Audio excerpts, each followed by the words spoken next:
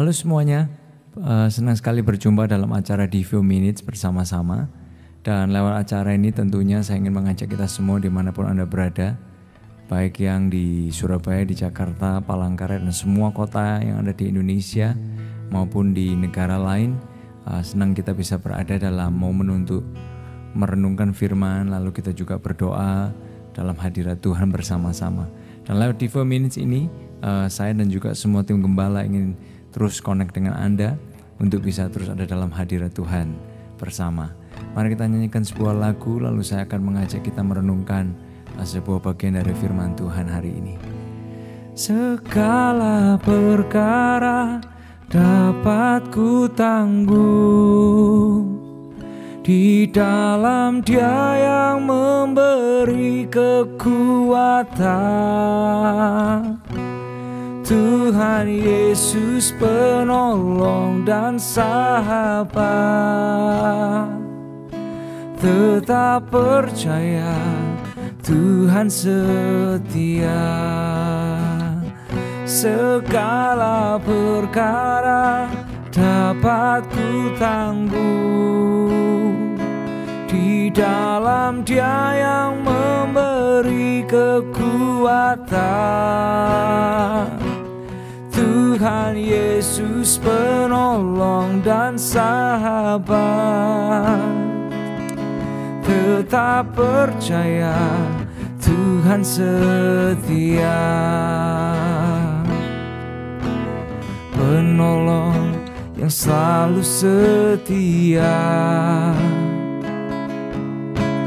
memenuhi keperluanku. Tak pernah Dia mengecewakan, sebab Yesusku tak pernah gagal. Segala perkara dapat ku tanggung di dalam Dia yang memberi kekuatan. Tuhan Yesus penolong dan sahabat. Tetap percaya Tuhan setia. Segala perkara dapat ku tanggung di dalam Dia yang memberi kekuatan. Sebut nama Yesus. Tuhan Yesus penolong dan sahabat. Tetap percaya Tuhan setia. Tetap percaya Tuhan setia. Tetap percaya Tuhan setia. Oh, we thank you, Lord. Oh, we thank you, Lord. You are a faithful Lord. You are the faithful one, the powerful one. Oh, we praise you, God. We praise you, Lord. Oh, glory and honor to my King Jesus. Thank you, Jesus. You are faithful, God. You are faithful. You are powerful. And I trust you, Lord. I trust you, God. The good Father, Bapa yang baik, Tuhan penyedia yang setia, pemimpin hidupku, penghibur hidupku, kekuatan, pertolonganmu tepat waktu. We thank you Lord. Aku percaya janjimu ya dan amin. Kasihmu setia di dalam hidupku. Aku percaya anugerahmu besar, lebih dari semua yang dapat ku pinta.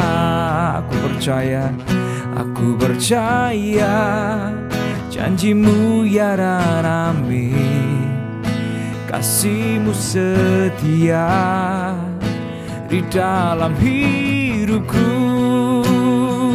Aku percaya anugerahmu besar, lebih dari semua yang dapat ku pinta.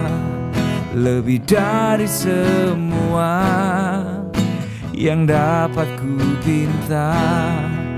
Lebih dari semua yang dapat ku pinta.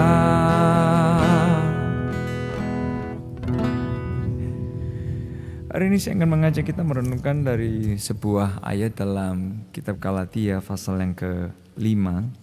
Dan dalam kitab Galatia pasal yang ke-5 ayat yang ke-16 sampai ayat yang ke-26. Orang yang bernama Rasul Paulus, dia punya pesan yang menuntun kita untuk jadi kuat dalam kehidupan ini.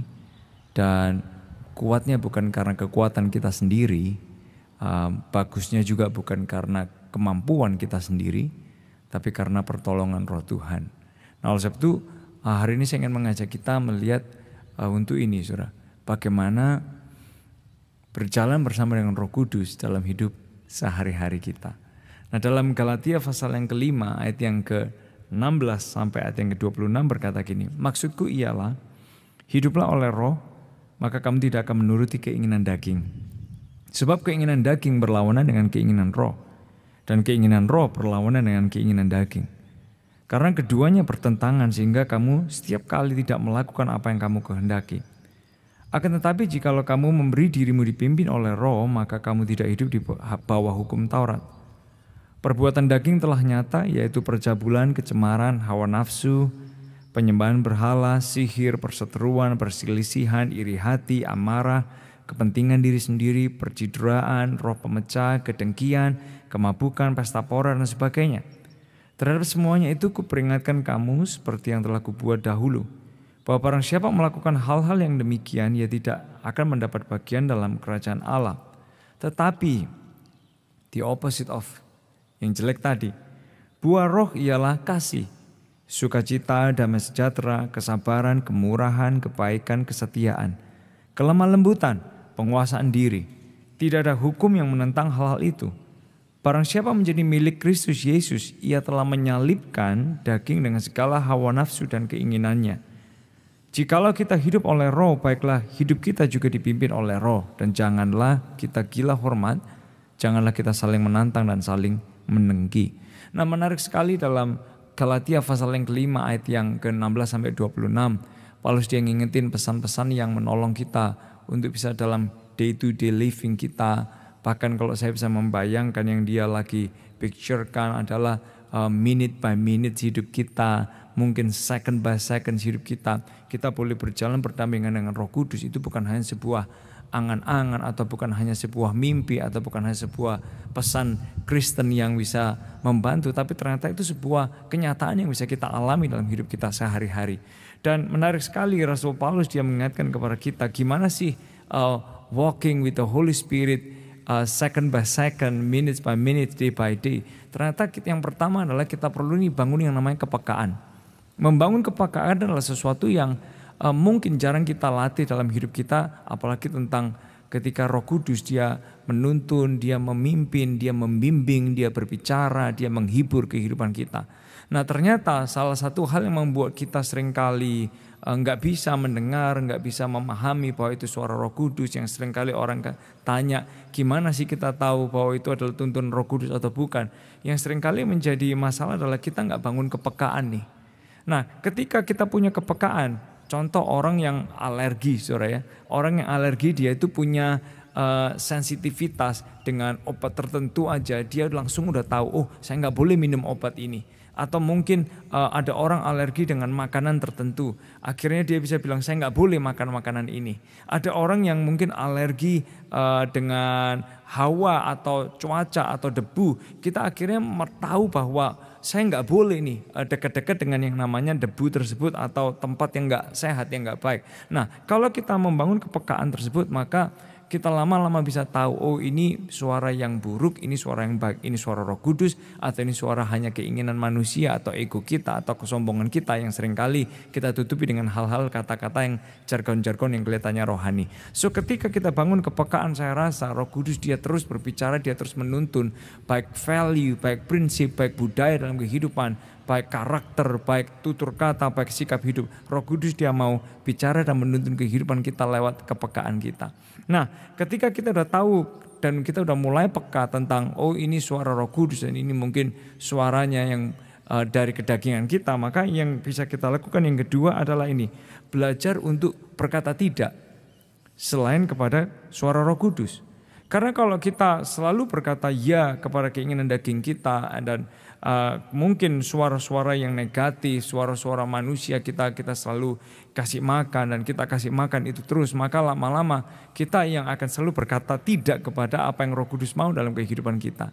Nah, dan ketika Roh Kudus mau, dia nggak aneh-aneh, dia juga nggak harus sesuatu yang freaky. Tapi ketika Roh Kudus dia mau membangun kehidupan kita, yang pasti dibangun adalah value hidup kita, prinsip hidup kita, bahkan karakter kita, sikap kehidupan kita, semuanya pasti dibangun jadi lebih baik. Dan dalam hidup kita sehari-hari yang akan terbentuk adalah gini, kita makin serupa dengan Kristus. Itu salah satu goalnya hidup dengan Roh Kudus. Bukan cuman nubuatan, bukan cuman dengar ini, kata Roh Kudus dan lain sebagainya. Bukan, itu minor banget. Tapi yang paling penting adalah makin serupa dengan Kristus. Oleh itu di momen kita mulai berkata tidak kepada hal-hal selain apa yang Roh Kudus sampaikan, kita sendiri akan makin berkata ya kepada apa yang Roh Kudus mau dalam kehidupan kita.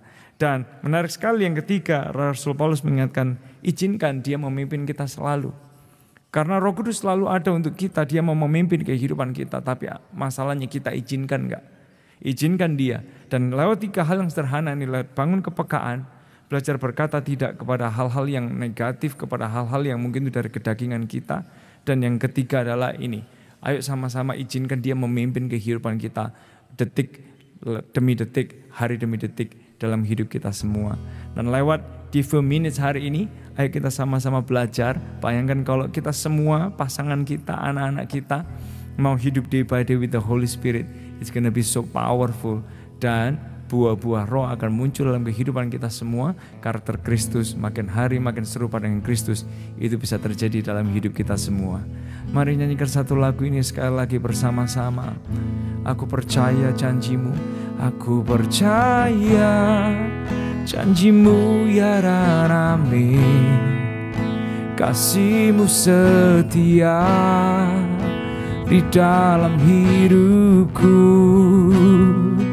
Aku percaya anugerahmu besar, lebih dari semua yang dapat ku pinta. Aku percaya janjimu ya Rami, kasihmu setia di dalam hidupku. Aku percaya anugerahmu besar, lebih dari semua yang dapat ku pinta. One more time, aku percaya janjimu ya Rami, kasihmu setia di dalam hidupku.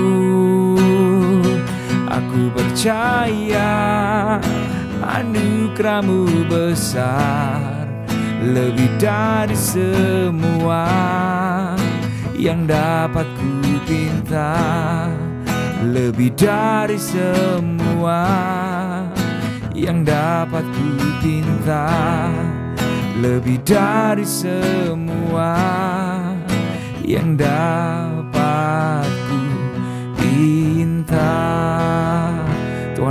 berdoa buat siapapun kita yang sedang mengikuti di Few Minutes ini. Biar hidup kami makin dibangun, makin hari menjadi seperti Engkau. Kekuatan iman, kedewasaan rohani boleh terus terjadi.